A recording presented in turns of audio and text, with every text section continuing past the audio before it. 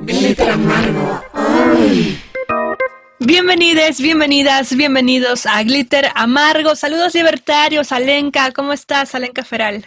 Frida Rebontulet, estoy muy bien, con mucho frío a estas horas de la noche. Ya nos entró el invierno, como quien dice, por todos lados, pero muy contenta. ¿Tú cómo estás, Frida? Bien, gracias. Justamente con frío, lluvia, pero con un buen suéter y la primavera en mi cabeza. Así es, ustedes no pueden ver a Frida, pero Frida trae un tocado, una corona de flores amarillas preciosas en la cabeza en este momento. Sí, muy guapa se ve hoy. Gracias, me la dio mi mamá. Bienvenidos. Hoy tenemos un programa donde también haremos un recuento de algunas mujeres, tantas mujeres que han sido olvidadas en la historia o que han sido reconocidas en su tiempo, pero a la fecha pues se nos han olvidado varias de ellas, ¿no, Alenka? Particularmente en el aspecto de las tecnologías, las telecomunicaciones, los inventos. Así es, hablemos de mujeres inventoras el día de hoy. Sí, eso es muy interesante porque justamente este año tuvo más revuelo, pero bueno, desde 2015 se festeja el 11 de febrero el Día Internacional de la Mujer y la Niña en la Ciencia. Esto justamente para promover, fomentar que las pequeñas se involucren en estos temas, ¿no? De ciencia, de tecnología, de inventar cosas, de entrarle a los números, que para otras generaciones pues era un tanto impensable, ¿no? O sea, yo no recuerdo en mi infancia que se nos fomentara, al menos en la escuela o aspectos similares, a entrarle a las matemáticas, ¿no? Siempre era como de, no, eso es para niños, ¿no? O a los fierros. Pues bueno, es que la verdad es que tenemos que tomar en cuenta que pues las mujeres no podían estudiar, ¿no?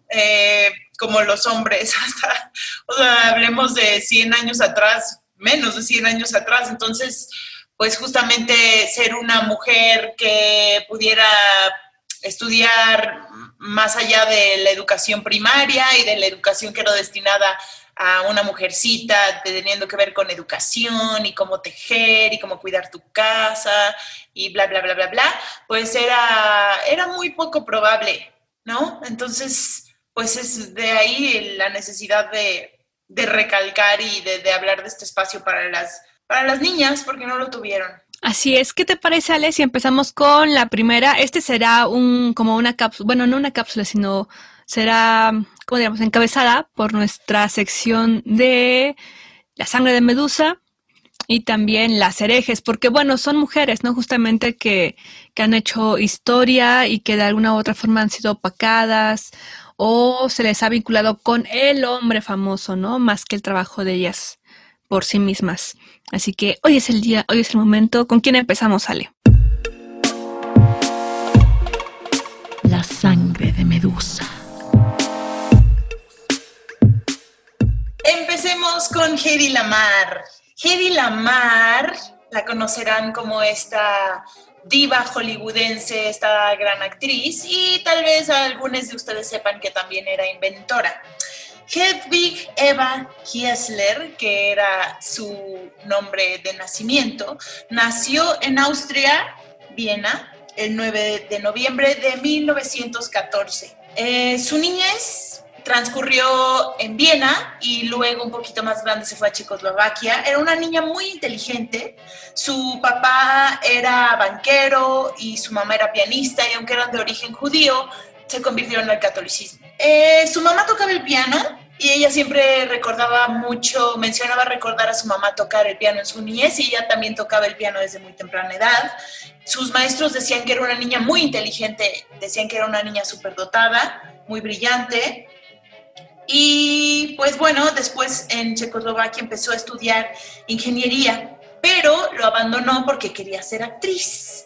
Y entonces en Checoslovaquia, que había una industria del cine muy pequeña, a los 19 años protagonizó su primera película, que fue una película muy controversial en la época, que se llamaba Éxtasis, de Gustav Machati. Y lo que era muy interesante sobre Éxtasis es que es la primera película en mostrar no solo el desnudo de una mujer, sino de un hombre completo, pero es la primera película en mostrar el rostro de una actriz desnuda teniendo un orgasmo. Entonces, en su momento eso fue muy fuerte. Hay quien dice que doblaron el cuerpo de Heidi, pero es poco probable que haya sido así. Pero es algo que luego se volvió una situación un poco tabú en su carrera. Ya les contaré por qué más adelante. Pero pues hubo mucho escándalo a su alrededor. Fue una película que luego fue prohibida, fue censurada y condenada hasta por el Vaticano. Imagínense. Y entonces, tras ese escándalo, sus papás, muy preocupados, dicen: ¿qué va a pasar con esta mujercita? Pues ahora, ¿quién la va a querer? Y entonces, un magnate que se llama Friedrich Mandel se ve muy cautivado por esta película erótica y por la belleza de esta mujer, y va y pide cortejarla a sus papás. Y pues ellos fascinados de que dicen: ay, no, pues menos mal que alguien se interesó. Y que fue un magnate. Encima un magnate, no hombre, no podemos dejar ir esta oportunidad. Entonces cuando le pide la mano, se la dan. O sea, ella no quería, pero pues la casan con este vato, ¿no? Y bueno, o sea, fue un matrimonio muy tortuoso para Hedwig, Eva. Y porque ella tenía 19 años cuando se casó. Este tipo era en extremo celoso y controlador. Trató de hacerse de todas las copias de éxtasis que había en el mundo, porque decía: no es posible que vean a mi esposa de esta manera. O sea, qué típico, ¿no? De los hombres. O sea, se enamoró por eso que vio y luego quería como de deshacerse. Híjole, es que yo tengo unas historias de la vida real así me han Sí, es que es la posesión completamente, ¿no? De ahora es mía y de nadie más. Así es, creo que todos hemos tenido novias así alguna vez, es una cosa horrible. Pero bueno, ya, nos lo sacudimos y seguimos. Entonces este tipejo era muy controlador y celoso, y al punto de decirle que solo podía desnudarse o bañarse si él estaba presente. Se la llevaba con él a todas las reuniones de trabajo y a todo, para tenerla controlada a todas horas. Tenía guardaespaldas que estaban con ella todo el tiempo. Ella decide entonces, para pues tener algo que hacer con su vida, muchos la decían: no, pues qué feliz la vida de esta mujer, de ser tan hermosa y vivir en un castillo, porque vivían en un castillo, y ella era pues muy infeliz con toda la riqueza que tenía, y decide retomar ingeniería para tener algo con que ocuparse, y pues tenía guardaespaldas en todos lados, pero retoma ingeniería y decide aprovechar el que tiene que ir a todas las reuniones de su marido para aprender de la tecnología y la armamentística nazi. ¿Por qué? Porque su esposo vendía armas, hacía armas y las vendía a los nazis. Aunque era de ascendencia judía, su gran negocio era venderle armas a los nazis, y ya sabemos que los nazis, con todo y todo, eran bastante selectivos, hacían tratos con los judíos multimillonarios que les convenían y bla, bla, bla. Pero entonces ella aprovechó eso para ir a esas reuniones y aprender de tecnología y armamentística nazi. Llega un punto donde ya no soporta más y aprovecha que su esposo se fue a un viaje de negocios, y ella dice: sí, me voy a ir a comer a un restaurante. Y se va a comer a un restaurante y están los guardaespaldas. Se mete al baño del restaurante, se escapa por la ventana y huye solo con la ropa que traía puesta y con toda la joyería que encontró que se pudo llevar para poder venderla después. Y lo que hace es que se va a París, de París se va a Londres, y de Londres toma un barco a Estados Unidos. Todo este tiempo los guardaespaldas de su esposo persiguiéndola, ¿no? Por Europa, así de plano de película. Y es súper de película su vida, porque escuchen esto. Se va entonces en barco, y en el viaje coincide en el barco con Louis B. Mayer, que es, pues, uno de los apellidos de la Metro Goldwyn Mayer, tal cual, o sea... ¿no? Dueño de la Metro Goldwyn Mayer, que la conoce y dice: oye, ¿quién eres? Era muy hermosa, era una mujer muy hermosa. No quiero recalcarlo demasiado, y ya les diré más adelante por qué me enoja esta situación de recalcar tantísimo su belleza en todas las investigaciones que hice al respecto. Pero además le dijo: pues soy actriz, yo trabajaba de actriz en Checoslovaquia, éxtasis y demás. Y él le dice: oye, pues te doy desde ahorita, antes de que te bajes en Estados Unidos, un contrato, ¿no? De exclusividad, porque ahí en ese momento sí existía todavía el Star System, entonces ya vas a trabajar para la Metro Goldwyn Mayer, un contrato de exclusividad, y entonces ella ya llega a Estados Unidos con un contrato de exclusividad. Lo único que le piden es que se cambie el nombre, por dos razones. Una es porque por un nombre mucho más fácil, siempre les cambiaban el nombre, ¿no? Como Norma Jean Baker, que es Marilyn Monroe. Ella le cambiaron el nombre a Hedy Lamarr, siendo Hedwig Eva Kessler, porque pues era un nombre difícil de entender, y además porque no querían que la identificaran con la actriz de Éxtasis. O sea, como que era como mal visto que haya hecho ese trabajo erótico. Y pues por eso es que le cambian de nombre. Y llegando a Hollywood, pues se vuelve una superestrella hollywoodense, hace películas como Camarada X, Cenizas de Amor, Noche en el Alma de 1944, Pasión que Redime y Sansón y Dalila de 1949, que es de las más conocidas. Dicen que no era muy buena para escoger sus películas. O sea, no tenía es que como actor de pronto hay que tener como el feeling para escoger los proyectos que son buenos, y especialmente si eres como una estrella, ¿no? Oye, pero si ya era de la Golden, no tienes que aceptar todo lo que le dieran.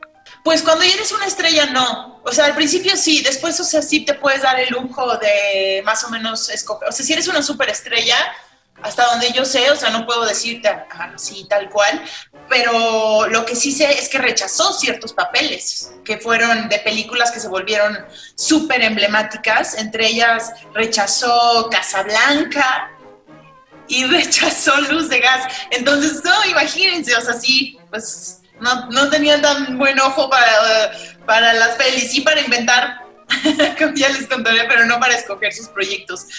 Entonces, algo que fue muy interesante es que, pues, ella todo este tiempo estuvo trabajando como actriz, pero odiaba a los nazis. Estados Unidos, en el momento en que ella empezó a trabajar como ingeniera, todavía en Estados Unidos, todavía no entraba a Estados Unidos a la guerra.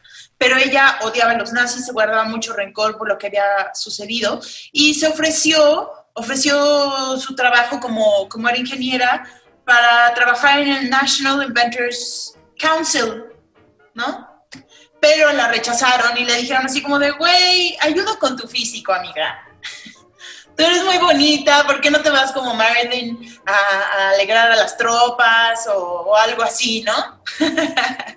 Y ella así como de, no se enojó, y lo que hizo fue que hizo una campaña con su manager, en la que cualquier persona que adquiriera más de $25,000 en bonos para apoyar en la guerra recibiría un beso suyo. Y vendió en una sola noche $7 millones. Entonces, esa fue su manera de apoyar. ¿Pero cómo? ¿Entonces iba a dar 7 millones de besos? ¿O cómo? No, pues más bien, o sea, yo supongo que a cualquier persona que haya donado más de $25,000 recibiría un besito en el cachete suyo. Pues yo creo que sí hizo como su fila de show. Su fila. No había coronavirus, no era tanto problema. Entonces, órale. Sí.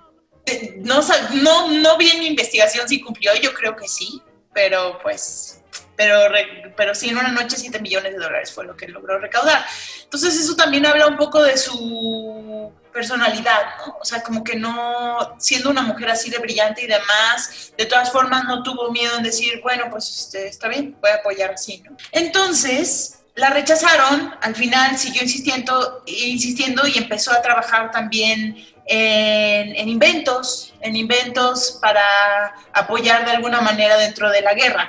Algo que era muy crítico en la guerra era el área de la comunicación. La radio era lo que era más usado y también se estaba experimentando con sistemas de control remoto de armas mediante señales de radio. Pero esto tenía dos problemas, o sea, usaban la señal de radio y esto tenía dos problemas. Las transmisiones eran vulnerables al enemigo porque el enemigo los podía recoger, ¿no? Porque no eran tal cual, no era inalámbrico. O sea, me acuerdo por ejemplo de nuestras comunicaciones, ¿no? En el WhatsApp antes también había este peligro de que se puedan intervenir terceros, y ahora te aparece el mensaje de este chat está siendo cifrado, ¿no? O sea, está cuidándose de punto a punto. Exactamente. Y a eso vamos a ir, Free. Porque el segundo problema es que también había dentro de esta forma de comunicación que tenían como base la radio, causas naturales de interferencia como problemas de clima, o sea, meteorológicos o geográficos, y había ciertas montañas y se cortaba la comunicación. Entonces, también el problema era que era muy fácil que el enemigo encontrara tu señal y la descifrara, o sea, era casi inevitable que pudieran interceptar los mensajes, ¿no? Entonces, Heidi decidió desarrollar un sistema. ¿De qué se trataba? Se trataba de transmitir los mensajes o las órdenes de mando fraccionándolas en pequeñas partes, cada una de las cuales se iba a transmitir secuencialmente, cambiando de frecuencia, cada vez siguiendo un patrón pseudo aleatorio. Así, los tiempos de transmisión en cada frecuencia eran tan cortitos y esparcidos de forma tan irregular que era prácticamente imposible recomponer el mensaje si no conocías el código de cambio de canales, ¿no? Si no conocías el código, no podías descifrarlo porque estaba como de forma aleatoria y estaba esparcido en muchos distintos canales de forma medio random. Entonces, era casi imposible que lo recogieran. Entonces, el mensaje utilizaba un sistema binario modulando la secuencia portadora con una señal de baja secuencia fija, de 100 a 500 Hz, que permitía añadir filtros sintonizados a estas frecuencias en el receptor para eliminar las señales parásitas, y esto mejoraba también la calidad de recepción. Esto ahora se conoce hoy en día como transmisión en espectro ensanchado por salto de frecuencia. En inglés le llaman Frequency Hopping Spread Spectrum, FHSS. Esto lo hacía casi inmune a interferencia y a ruido, y era casi imposible de interceptar por el enemigo, ¿no? Entonces, esto era algo muy importante.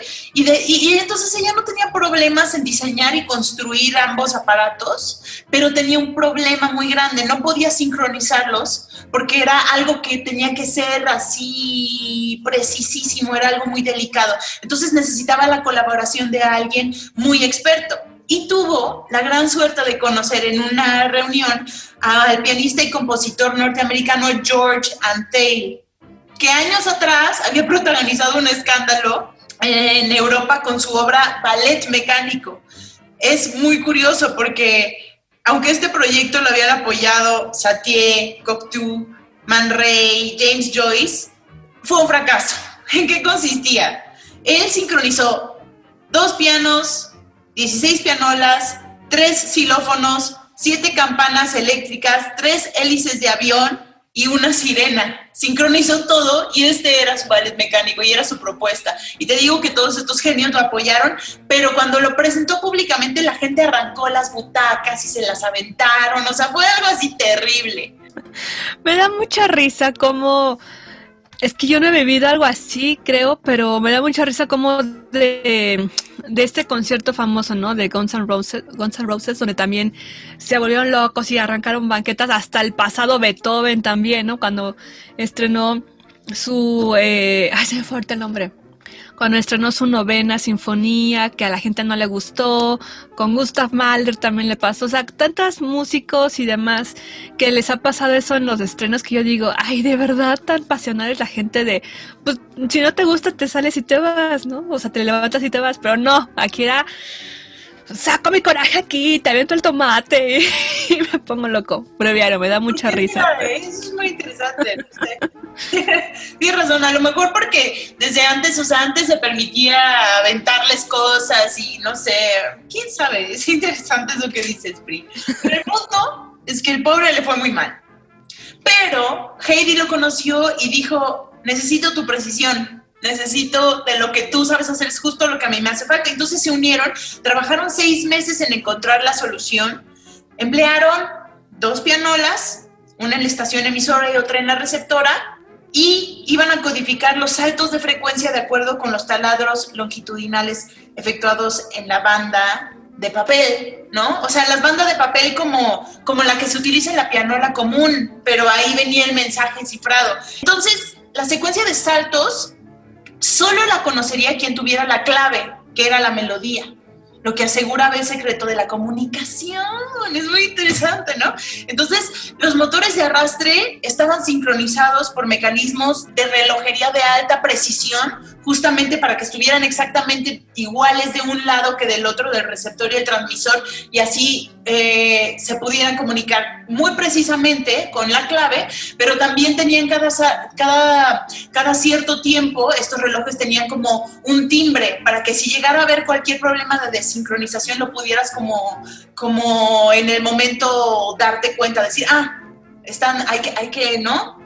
Llevan tanto desfase. Entonces, el 10 de junio de 1941 presentaron su solicitud de patente de lo que llamarían Secret Communication System. Sí, así de plano, muy, muy acá. Y fue concedida el 11 de agosto de 1942, cuando Estados Unidos ya estaba en guerra con Japón y Alemania. Curiosamente, la Marina no quiso usarlo. Decían que tenía problemas en su mecanismo, que era muy vulnerable, que era difícil usarlo en un torpedo. Y ni Heidi ni George insistieron, y pues ella volvió al cine a seguir haciendo sus proyectos y él en los suyos.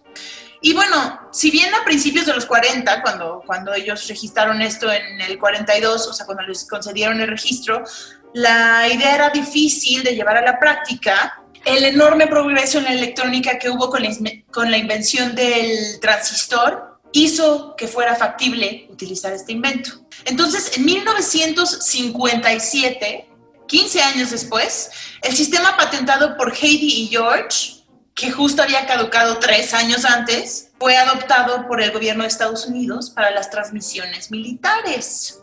Lo usaron por primera vez en la crisis de los misiles en Cuba, en 1962. Luego lo utilizaron en Vietnam y de ahí para el real, para siempre. Y hoy en día muchos sistemas de voz y de datos civiles y militares usan sistemas de espectro ensanchado. Entre ellos, toda la tecnología Wi-Fi, toda la tecnología Bluetooth se basa en el cambio aleatorio de canal. Y cada vez se encuentran más aplicaciones para la transmisión de datos sin cable. O sea, todavía el potencial es vastísimo.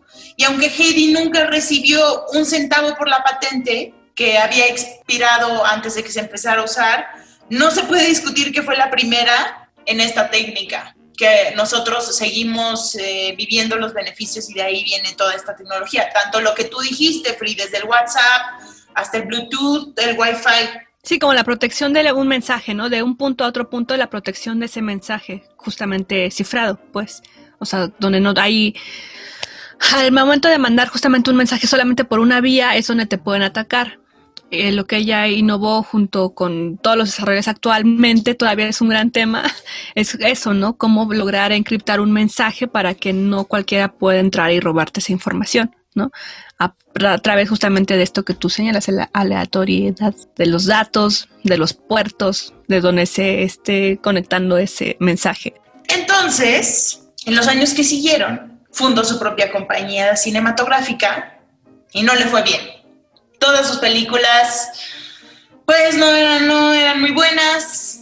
En los descansos de rodaje ella seguía inventando cosas. Dicen que era muy común entrar a su camerino y verla desarmando una radio, haciendo un no sé qué, no sé cuánto, así, armando cosas, inventando sus cosas.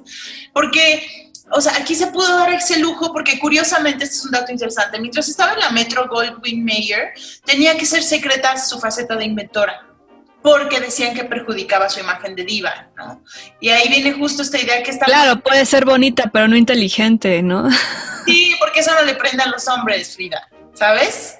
Yo, o sea, siento que totalmente va por ahí. Es como de no, eso no les va a prender, nadie quiere sentir que una mujer es una amenaza. Como dice Úrsula, allá arriba se aprecia que no hablen las mujeres si no los quieres aburrir. Sí, de hecho, La sirenita. Eso me recuerda que Heidi tenía una frase que decía, y ahora la entiendo más, ¿no? O sea, al principio dije, ay, qué mamona. Y luego dije, no, sí entiendo por qué lo dice. Decía, cualquier chica puede ser glamurosa. Todo lo que tiene que hacer es quedarse quieta y parecer estúpida. Pues yo creo que lo decía justamente de algo irónico, ¿no? O sea... No, y en parte irónico y en parte como porque seguramente todo era así como, es que eres tan hermosa y es que eres tan glamurosa y era como la gran diva, era conocida como la más hermosa de Hollywood. De hecho, le decían la mujer más bella de la historia del cine, ¿no? Y era muy conocida por ser como muy glamurosa y como por toda esta idea y yo creo que en el fondo era como de... Pues parte de la idea de lo que era glamour era, pues, quédate callada, ¿no? No digas que eres inventor, eso no es imagen de diva ni es de glamurosa. Entonces, como decía, era quedarse callada y parecer estúpida, pues también me recuerda mucho a lo que es toda esta estética que tenemos del modelos. Que más en los 90 es como muy claro, como esta cara de... No, no he comido. No he comido en 2 semanas y me siento gordo. No pienso, no nada más estoy... aquí.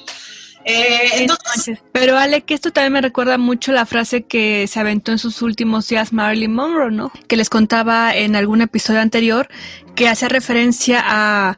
En algún momento me di cuenta que no me invitaban porque yo platicara muy bien, o porque fuera muy inteligente, o por querer conocerme. Me invitaban porque era muy bonita, ¿no? Porque estaba ahí existiendo como Marilyn Monroe, ¿no? Al igual que invitas a un pianista a una fiesta es para que toque, no para hablar con él, ¿no? Y así es lo que decía ella, ¿no? O sea, justamente de repente nada más te vuelves como un objeto, el cual puedes presumir, puedes mover por ahí, sacarle dinero, pero realmente solo eres eso, un objeto bonito. Sí, y eso tiene muchísimo peso en nosotras, Frida. Ese es el punto al que quiero llegar cuando digo que no quería poner demasiado énfasis a la hora de hablar de ella sobre su belleza y sobre su carrera hollywoodense, que creo que es muy importante pues destacar lo que hizo y es muy chingón, pero su trabajo como inventora, ¿no? Y lo que a ella le hubiera gustado que vieran de ella y reconocieran, porque nos hace, esa imagen que tienen de nosotros nos hace mucho daño, y voy a ponerla a ella misma de ejemplo en esto que voy a decir. Para el cierre de lo que les iba a comentar, pues ella se casó 6 veces, o sea, esto no tiene nada que ver, estoy como llegando al punto, se casó 6 veces, y al declive de su carrera empezó a sufrir de un consumo excesivo de pastillas tranquilizantes y una obsesión por la cirugía plástica. Y dentro de mi viaje, de mi idea a la hora de investigar y darme cuenta de esta situación, de esta mujer tan brillante, que terminara de esta manera, ¿no? Obsesionada con su físico, creo que tiene mucho que ver con esta carga excesiva sobre la manera en que te ves, o sea, que te digan que eres la mujer más hermosa del cine y que te digan que no, tú sé bonita, y que ese sea como el gran énfasis. A la hora de hacer esta investigación, en serio busqué como 6 fuentes y estuve escuchando distintos programas que hablaban de ella, y en serio, entre ellos la mayoría, o sea, el énfasis era nada más totalmente en su físico, y uno de ellos era un vato hablando con una morra y él, no, una de las mujeres más increíbles, porque lo que tenía, y no era nada más una bonita, o sea, era inteligente, pero no, en Sansón y Dalilas traía unos tops, y además no era como de estas de la época gorditas, ella sí tenía un cuerpazo que dije así de puta madre, vato, o sea, neta, o sea, una y otra vez lo mencionaba, o sea, parecía, y la otra morra tratando de decir, bueno, sí, pero también, no sé, sí, no, pero de una belleza, una cosa, o sea, nada más, o sea, de verdad que ya no, las mujeres ya no, así en el cine no son así, que dije así como de no mames, o sea, y me hizo pensar, o sea, yo dije, no, yo no quiero esto, ¿sabes? O sea, o si hablamos de esa cuestión de su belleza, también hablemos de ese otro lado que no se habla y que nosotras lo platicamos en uno de nuestros primeros programas, que es de mis favoritos, yo les recomiendo que lo escuchen, que es El mito de la belleza, sobre todo el peso que hay, y que a la hora de que envejeces, como en su caso, pues se vuelve algo insostenible, ¿no? O sea, después de tener que cargar todo ese desmadre en tus hombros de la carga de que es tu físico, pues qué dolor, qué horror. Sí, está muy cañón. Y justamente estoy en estos momentos de la vida viendo apenas la de Sex and the City, la serie. Muchos años después, 30 años después, yo creo, que salió, nunca me había sentido llamada, pero una de las cuestiones que sí hay que verla con ojos modernos o actuales, porque aunque trataba ciertos temas feministas, de repente también se estancaba en unos muy cañones, ¿no? Y uno de ellos es justamente donde todas están las protagonistas todas están de acuerdo, bueno, en este reparto coral, pues, todas están de acuerdo en que ningún hombre te debe de ver siendo una humana, ¿no? Que ningún hombre puede verte haciendo popó o echarte un gas o depilarte, que ellos no deben de saber que tú tienes pelos o que huele tu boca, o sea, nada, ¿no? Que porque se rompe el encanto y el misticismo y que una mujer para un hombre es eso, ¿no? Una imagen de perfección y belleza. Entonces de repente a mí me sacaron y digo, ¿qué?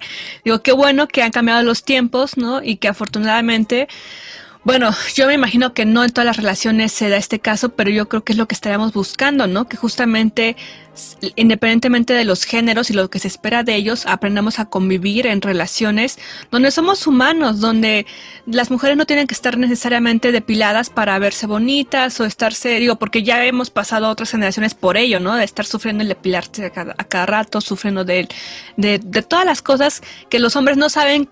Bueno, piensan que ya estamos listas así, ¿no? Cuando una se arregla. y pues no es el objetivo mayor, ni principal, ni nada. Qué bonito que una se vea bella y demás, pero por una misma. Pero ya alejémonos de esa idea, ¿no? De que somos perfectas para los hombres. Y que nos dejen y que tenemos nuestros misterios. Pues no, somos humanas. Sí, justo, que nos dejen, eso es lo que iba a decir, que nos dejen ser mujeres en paz. Que nos dejen ser humanas en paz. Ya basta de esta carga excesiva sobre nuestro físico y sobre nuestra juventud y de cómo debemos ser. Ya estuvo, ya a la verga, ya. O sea, ya estuvo. Ya déjenos ser mujeres y humanas en paz y todas lo son. O sea, todas. Y entonces ya basta de poner este peso excesivo porque causa mucho sufrimiento y causa muchos trastornos y causa muchos problemas. Ya les comenté lo que le sucedió a ella. Por otro lado, pues no sé, o sea, empezó a amargarse mucho por esta situación de que no se le reconocía como inventora. Se volvió cleptómana también y había muchos escándalos porque la cachaban robando en público y bueno, se recluyó en su mansión en Miami y mientras el mundo usaba sus invenciones sin siquiera nombrarla, ¿no? Pues si recibir una paga, ¿no? No recibió paga por su más gran invento. No, porque ya había vencido la patente y no recibió nada. Entonces, cuando por fin llegaron los reconocimientos, ya era demasiado tarde. Ella ya estaba muy amargada al respecto, ya estaba muy enojada. Cuando le dijeron que le darían el Pioneer Award, dijo, ya era hora. Y la ceremonia de entrega fue el 12 de marzo de 1997 y asistió su hijo en su representación, ella ni siquiera quiso ir.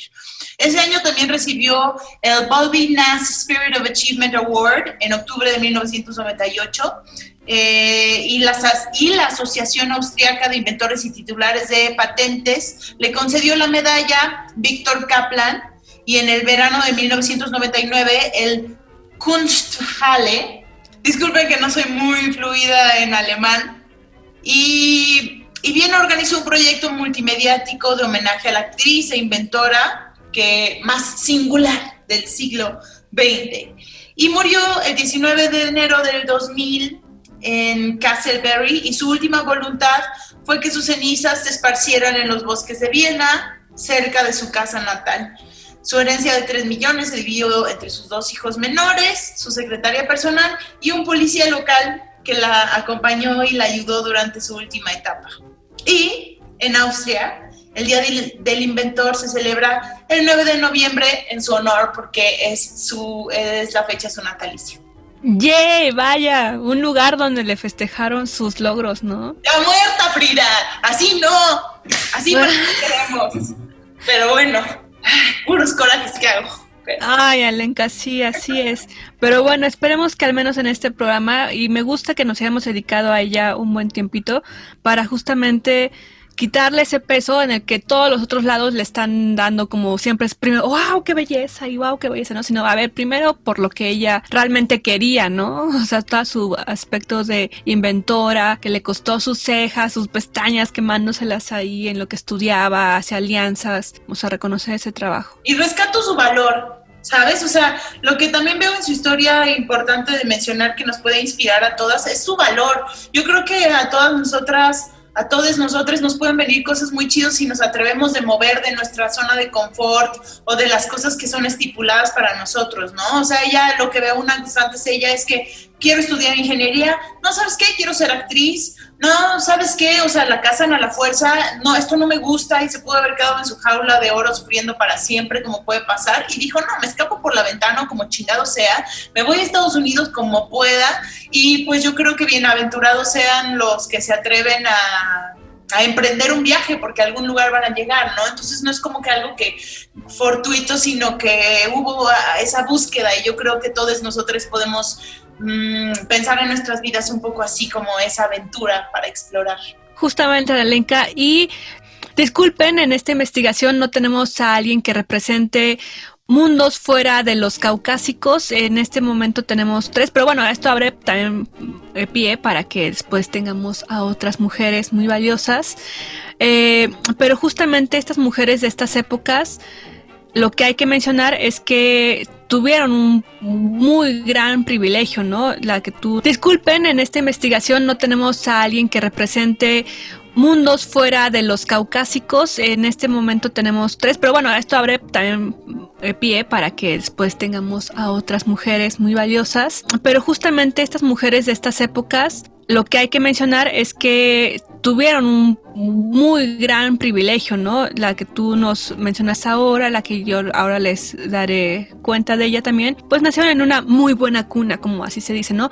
Pero a pesar de ello, o sea, no es que se quedaron ahí de, ay, qué bonita mi vida, ¿no? Sino que se movieron. Haya sido una cuna de oro o no, se movieron y utilizaron lo que tenían para poder impulsar sus propias carreras.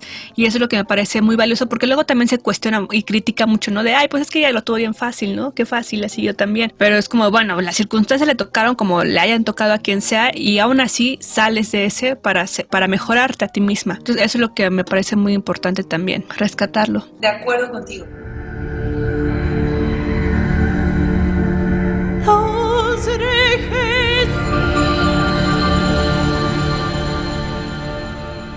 Óyale, pues de esta mujer que vamos a hablar ahora, ya habíamos mencionado, me parece, en otros episodios, es Ada Lovelace, o mejor conocida como Augusta Ada King, condesa de Lovelace, ¿no? Nació en 1815 y falleció pues en ese mismo siglo, en 1852. Entonces, ella sí fue hija de 2 personas muy importantes para la época. Conocerán todas a Lord Byron, este gran poeta, escritor, Don Juan también, y que por eso huyó de Reino Unido y la abandonó a su hija y esposa. Pero bueno, fue hija de ese señor. Repitiendo patrones, además, como pequeño detalle les diré que su papá, que también era Lord, heredó títulos, también fue un tipo pues que adquirió muchísimas deudas en su vida, tantas que se las heredó a su hijo, ¿no? O sea, cuando se murió le dejó todas sus deudas a él, y él terminó haciendo lo mismo y también terminó teniendo que huir también, entre otras cosas, por sus deudas y por su bisexualidad, ¿no? O sea, era muy mal visto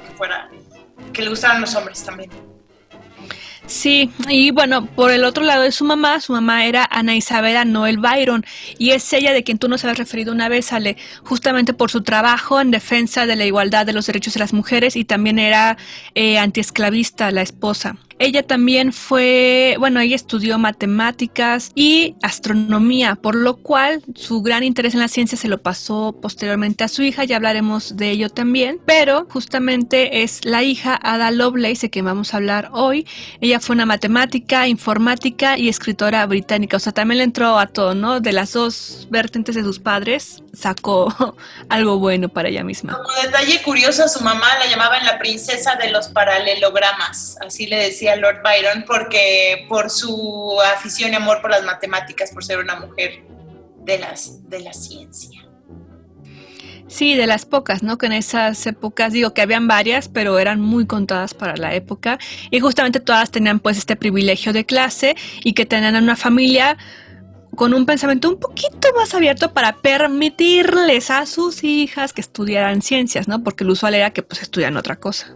Y en parte eso sucedió con ella porque su mamá se embarazó, o sea, de la mamá, cuando tenía 40 años, pensaban que ya no iban a tener hijos. Entonces, cuando se embarazó a los 40 años y la tuvo, era como de, no, la super sobreprotegieron, la cuidaron, la letraron en todo, o sea, le permitieron estudiar de todo porque venía de una muy buena familia. Entonces, le dieron todos los privilegios posibles como su única hija. Y ella, de alguna manera, repitió con su hija. Exactamente. Sí, porque justamente pues se fue, el papá las dejó. Bueno, no las dejó, ella también, la mamá, fue como de, a ver, vete ya de aquí, ¿no? Porque ni cachas, ni bateas, ni dejas Nada más batear, estaba ¿no? esperando a heredar, o sea, se casó con ella básicamente para recibir el dinero de los papás, pero los papás muy inteligentes se dieron cuenta de que nada más estaba esperando el dinero que iba a recibir de cuando se casara con ella, el tipo dote, que ya no se le llamaba así en ese momento, y como no lo estaba recibiendo, pues cada vez adquirían más deudas y la mamá se dio cuenta que él andaba con su media hermana, o sea, no con la media hermana de ella, sino con la media hermana de él, y que además tenía relaciones con hombres. Entonces fue como de, ¿sabes qué? Vete, y si no lo haces voy a decir que te gustan los hombres, porque no había ningún problema en que andara con su media hermana, eso no era tanto problema en ese momento, pero lo que sí lo podían meter a la cárcel era por su homosexualidad. Eso sí lo pudieron haber metido a la cárcel, y esa fue la manera en que la mamá de Ada le dijo, ¿sabes qué? Vete del país. Y él dijo, está bien, o sea, me voy. Sí, pues me voy. No tenía mucha opción y también le resultó muy favorable, ¿no? Justamente la mamá pues tenía esta inquietud de que en esa época, claro, por la cuestión de los bienes, la custodia se les daba a los hombres, principalmente a los padres. Entonces ella fue como de, mira, ya, no la armamos de todos aquí, pero vete, y yo me quedo con la niña. Y le dijo, ok, chido. Y ya nada más mandaba cartitas o algo así, ¿no? Pero realmente... Un pues mechón de pelo le mandó una vez. Pero bueno, realmente, justamente esta mujer, Ada Lovelace, pues creció, tuvo toda una infancia muy sola, o sea, fue una hija única, ¿no? Estuvo muy retraída en su casa de oro, justamente. No tenía amigos, su mamá sí era muy dura con ella, toda su infancia fue como muy dura de cuidarla en extremo de no tienes amigos, no tienes novios, no tienes nada, ¿no? La educación es con esta maestra que te voy a poner yo, que es una expertaza en la ciencia también, una de las primeras mujeres en ser aceptada en la Academia de Ciencias de Reino Unido, y también otro profesor muy importante para ella, ¿no? Y ella como matriarca, ¿no? Entonces fueron las únicas 3 personas, y eran adultas, ¿no?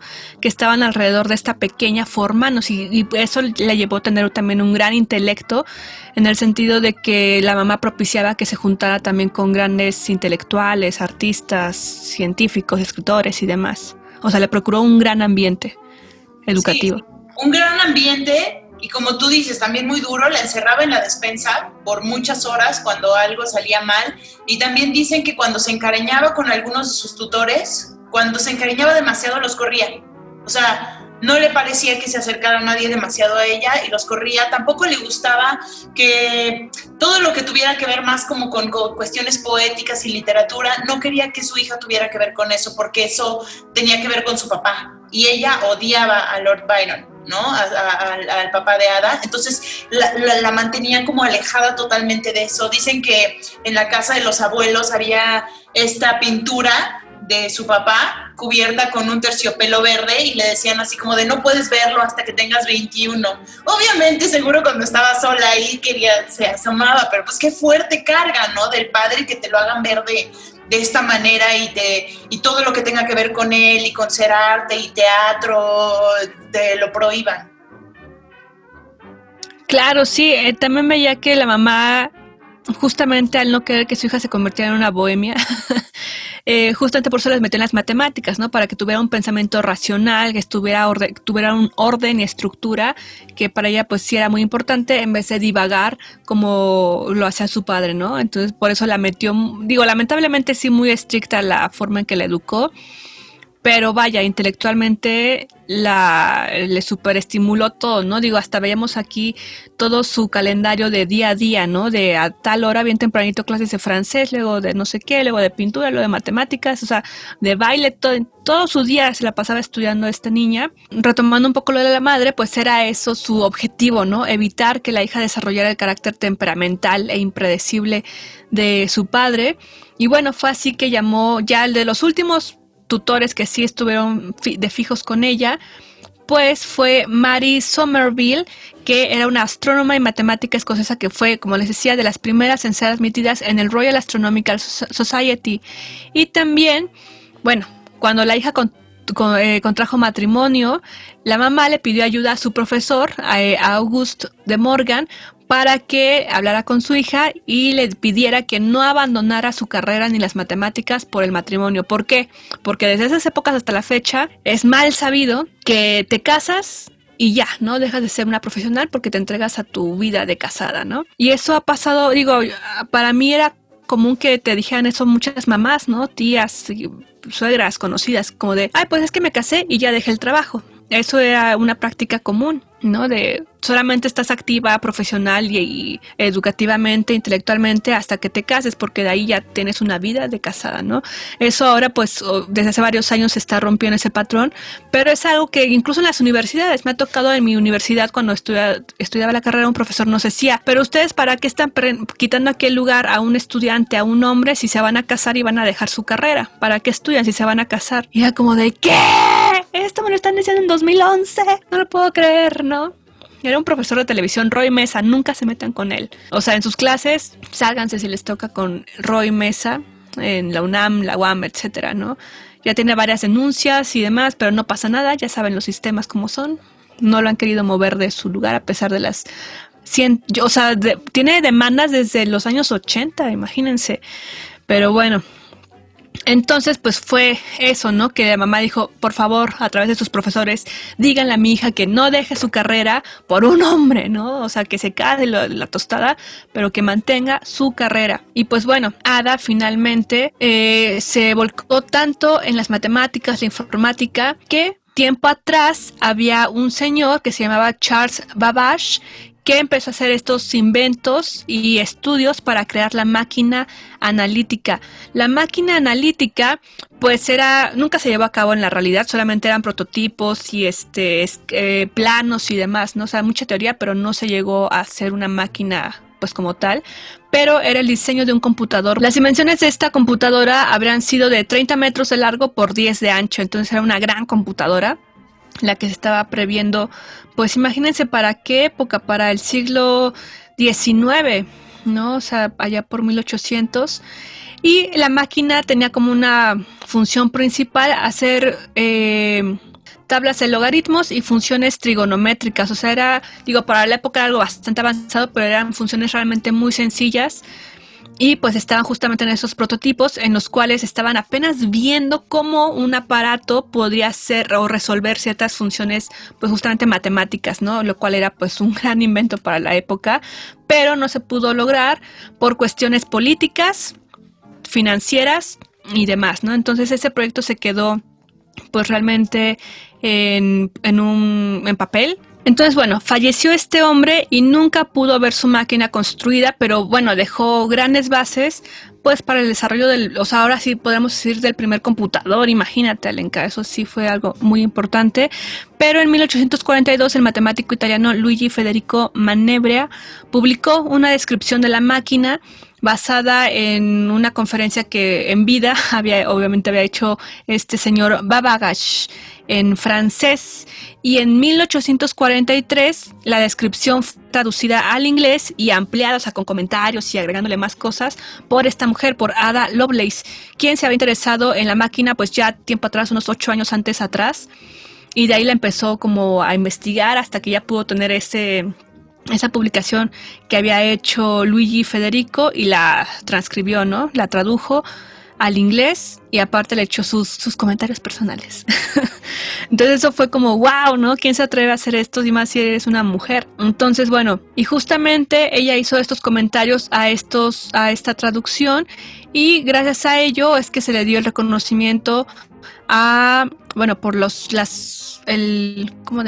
por esta contribución que hizo a estos comentarios, es que se le consideró como la primera programadora pues en la historia. Y entre una de esas notas que puso ahí en este texto, se encuentra lo que se reconoce hoy como el primer algoritmo destinado a ser procesado por una máquina, por lo que se le considera la primera programadora de computadoras. Y eso es muy importante porque, ¿qué es un algoritmo, Alenka? Un algoritmo, en términos de programación, es una secuencia de pasos lógicos que te permiten solucionar un problema. O sea, aplicamos algoritmos a toda nuestra vida, todo el tiempo, ¿no? Tenemos un problema, entonces hacemos una serie de comandos o pasos a seguir para hacer un pastel, ¿no?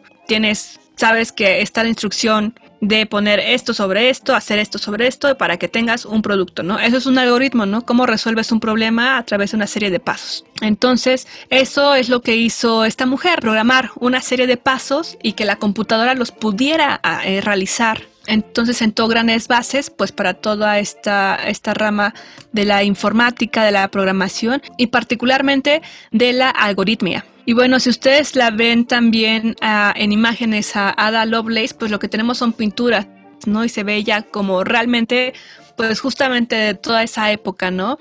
Que venía del romanticismo, igual como nos pasó con esta mujer, con Lamar, que en apariencia son mujeres muy bellas, como que posan muy bonito, todo muy bello, ¿no?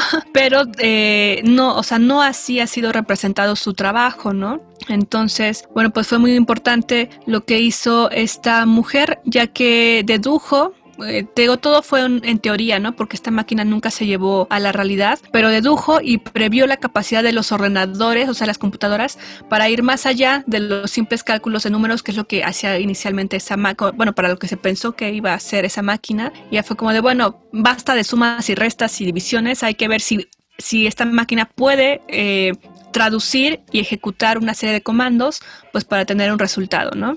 Entonces, bueno, en redes les vamos a poner aquí el diagrama de Lovelace, que fue la nota de las que puso ahí en esa publicación. Realmente es algo que, de verlo, pues parecía tal vez una partitura, ¿no? De música electroacústica. Es bastante compleja y bueno, pensar que esto también lo hizo esta mujer de buena cuna y demás, pero no se quedó como en lo que varias pudieron haberse quedado, ¿no? O sea, tomó sus conocimientos y también empezó de manera, pues digamos, un tanto independiente a hacer sus investigaciones y adentrarse en ese proyecto que había iniciado este hombre, Charles Babbage. Glitter amargo.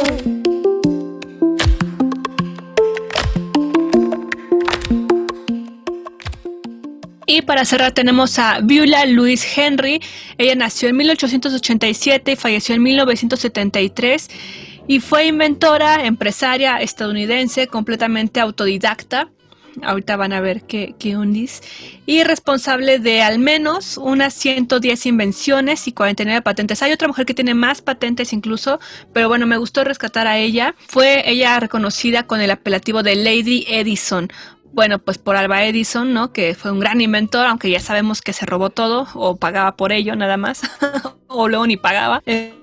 Pero bueno, así la bautizaron, Lady Edison. Aquí la vamos a llamar por su nombre, Louise Henry. Y ella nació en Carolina del Norte y también viene de una familia pues de alto linaje, como dirían en otras épocas, ya que dentro de sus ancestros estaban uno de los fundadores de Estados Unidos, imagínate. Entonces pues tenía la educación, el dinero y demás, tuvo un muy buen arranque pues para dedicarse en lo que a ella le interesaba y que su ambiente principalmente era de las bellas artes. De niña realizaba modelos y diseños con herramientas y aparatos domésticos. O sea, desde niña ya empezaba como a diseñar sus cositas, pero realmente el ambiente que la tenía era más histórico y más de las artes. Entonces ella viajaba por diversos lados de Estados Unidos porque tenía bastante familia en uno y otro lado, pero al final se asentó en Carolina del Norte y allí estudió en las escuelas de Presbiteriana y Elizabeth de la ciudad de Charlotte.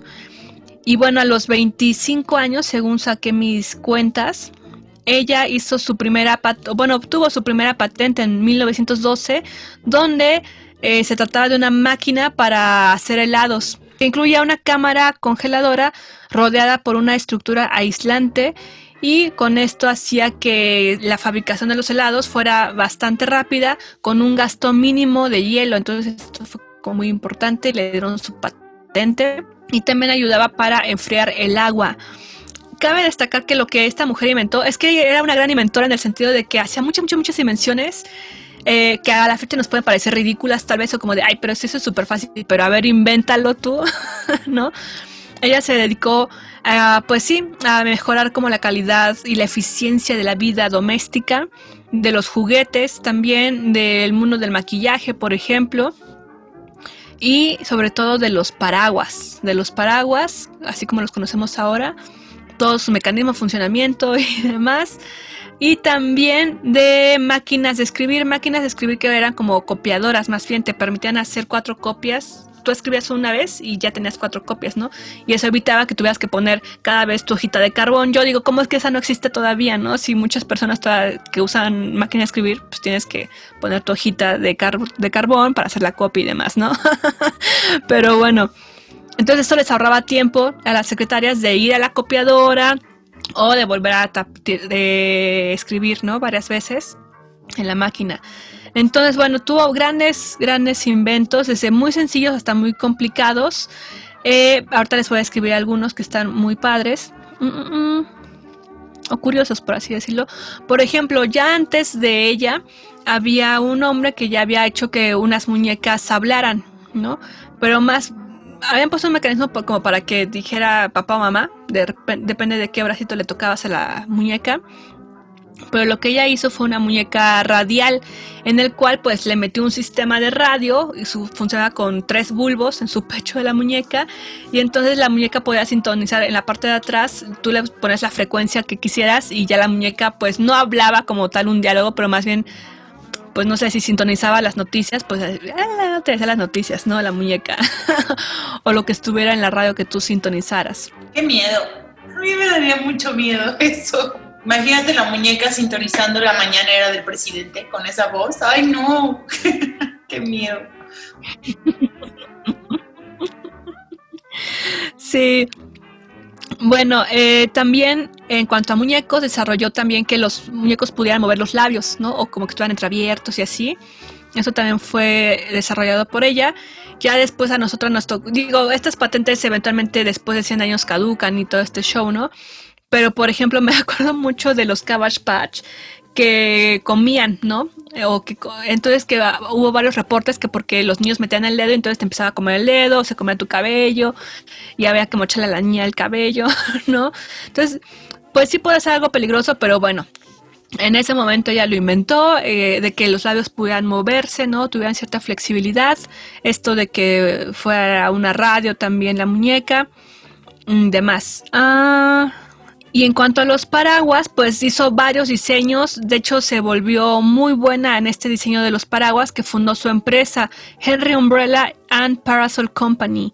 Y así comercializaba ya sus inventos, que tuvieron una gran demanda y que ingresó a la empresa incluso $50,000, digo, en esos años, para crear un laboratorio donde sus ideas eran transformadas en prototipos. Entonces le fue muy bien, ¿no? Porque puso su empresa de paraguas, que fue un invento que ella ya tenía, le fue muy bien y lo reinvirtió en su laboratorio para que sus inventos se pudieran seguir siendo producidos, ¿no? Y ya veían si funcionaban o no, pero pudo tener ese chance de poner su laboratorio y ahora sí, como no lo logró el Charles de la máquina que les hablaba, pues ahora ella sí, ¿no? O sea, pudo dejar el papel y todos sus prototipos empezarlos a encaminar, y es por ello que pues pudo también desarrollar con muchos buenos resultados, ¿no? Y aplausos sus otros inventos. Empresaria también, eso tiene, pues no se dice fácil, pero está cabrón. Claro, y en los paraguas, pues lo que hizo,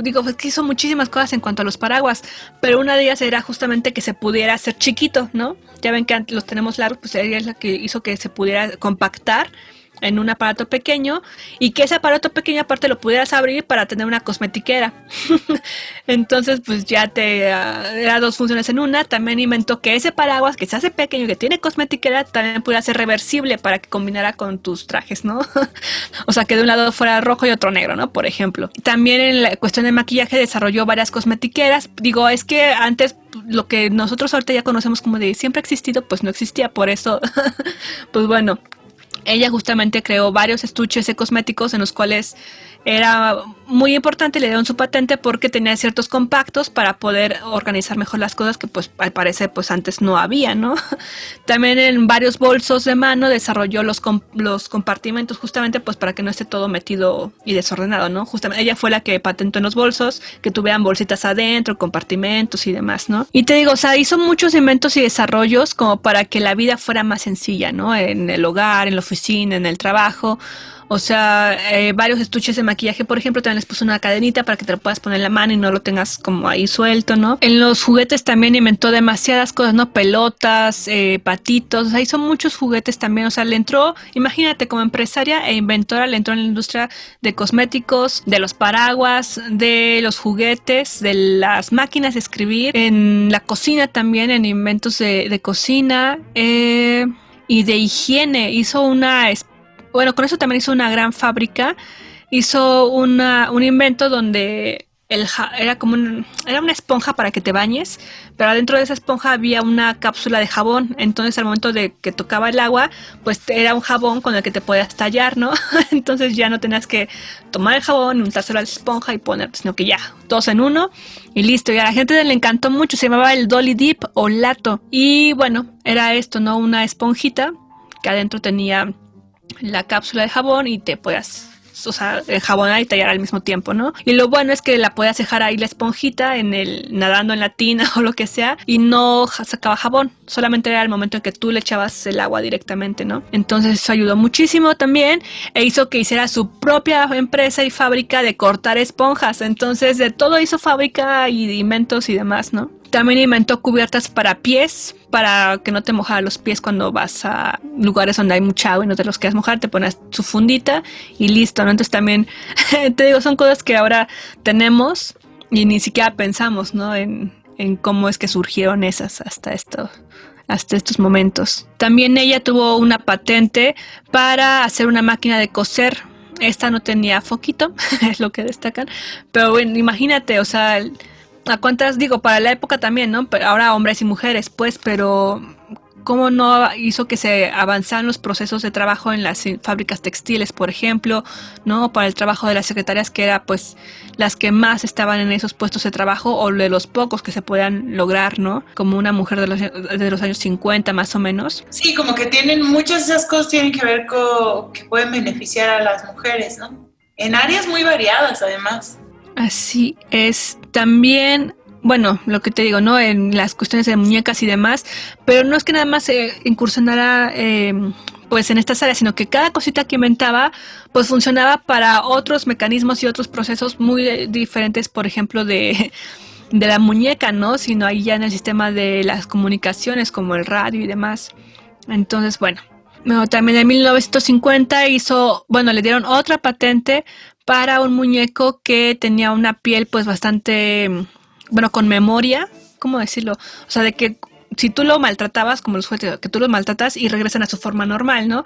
Antes no les pasaba eso. Si tú maltratabas una muñeca, pues se rompía o se quedaba así, ¿no? Entonces lo que ella inventó fue eso, un muñeco con una piel y demás, ideal para que no se deformara, ¿no? Al jugarlo y demás y regresara todo a su mismo lugar. Entonces, pues bueno, esto y más y más inventos que tuvo, ¿no? Te digo, más de 110 invenciones y 49 patentes. Las patentes son como, pues, el certificado, ¿no? De que tú inventaste eso y que vas a recibir regalías por él. Entonces, pues esta mujer que fue autodidacta, o sea, nadie le enseñó a hacer todo esto, ¿no?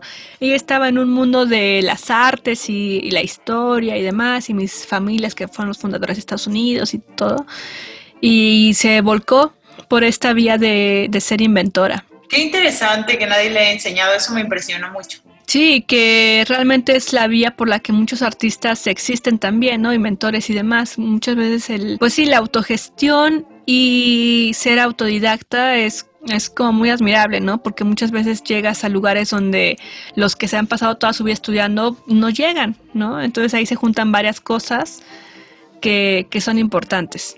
Sí, entre ellas también o sea, totalmente lo que tú dices, o sea, el talento, la intuición, la inteligencia aplicada a ese aspecto, pero también los medios económicos. Es algo que podemos destacar que hay en común en estas tres mujeres. Pues claro, los económicos.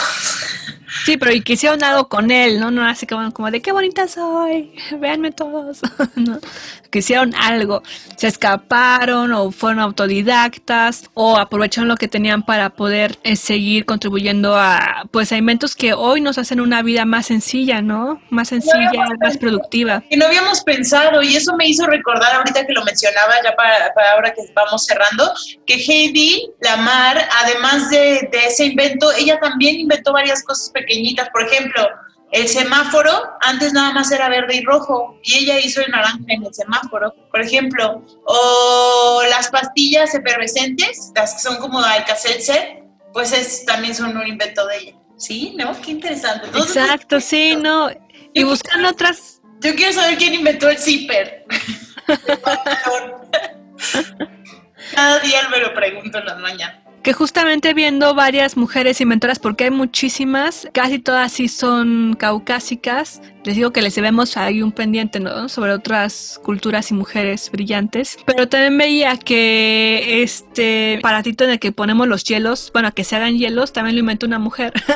Eso y muchas otras cosas, ¿no? Que dices ahora, pues sí, ya lo compró hecho en China y la tostada, ¿no? Pues no, antes no existía, antes eran otros procesos y finalmente pues si hemos llegado aquí es gracias a varias mujeres también. Sí, si lo piensan, todo de lo que estamos rodeados y miran a su alrededor donde quieran que estén, puros inventos de alguien, desde la cancelería hasta las manijitas de las puertas, las agujetas, los zapatos, los zippers, los botones, los focos, todo a nuestro alrededor. Estamos rodeados de inventos y por eso es que nos pareció interesante dedicar este episodio a hacer visible lo invisible en lo que nos rodea y especialmente a estas mujeres, hacerlas muy visibles. Claro que sí, y la pregunta es saber qué vamos a inventar. Ustedes que nos escuchan, ¿qué van a inventar el día de hoy? Como ven, no tiene que ser el gran premio, el gran invento para recibir un Nobel, pero ¿qué vamos a inventar hoy en nuestra vida para nosotras mismas, para ser mejores personas? Es la pregunta que yo lanzo para que nos quedemos pensando y veamos qué podemos inventar para nosotras mismas. Y entre de esas invenciones, algo que seguro yo creo que todas hemos estado inventando últimamente, y ya quien nos escuche en casa me dirá si es verdad o no, manden un mensajito, por favor, si es cierto, que todas nosotras hemos inventado una especie de stand para tomarnos una foto en nuestro celular en un lugar improvisado. Yo tengo unas amigas que han hecho, Karen, Frida, ha hecho cada cosa para poner su celular, o sea, inventó un stand que es como una base de madera con una muñequita de estas mexicanas de trenzas que venden, pero la pega con masking y arriba le pone un no sé qué para que esté a la altura correcta. Así que saludos a Karen Magia si nos estén escuchando por ahí, y su invento de su selfie stick muy original. Sí, y aprovechen para visitarla también porque también está emprendiendo con productos y demás, ¿no? Entonces, chéquenla ahí. Pandas Magic Shop, búsquenla por ahí, síganla en Instagram. Y ya con esta reflexión cerramos el programa. Frida Rebontulet, un placer como siempre. Igual, Ale, te quiero muchísimo. Y pues ya nos estamos acercando al cierre, casi falta un mes de este año, pero a ver qué andamos armando, ¿no? Para estos cierres y ver qué onda con el próximo año. ¡Ah! Un navideño para ustedes. O pagano, mejor aún, pongámonos lupas paganas, sí, siempre, orgiásticas y demás. Y bueno, saludos libertarios, como diría Frida Rebontulet, y ahora Frida Rebontulet, tú tienes que decir mi eslogan. Estemos de acuerdo, no siempre estar de acuerdo. Sí. Cuídense mucho. Glitter amargo.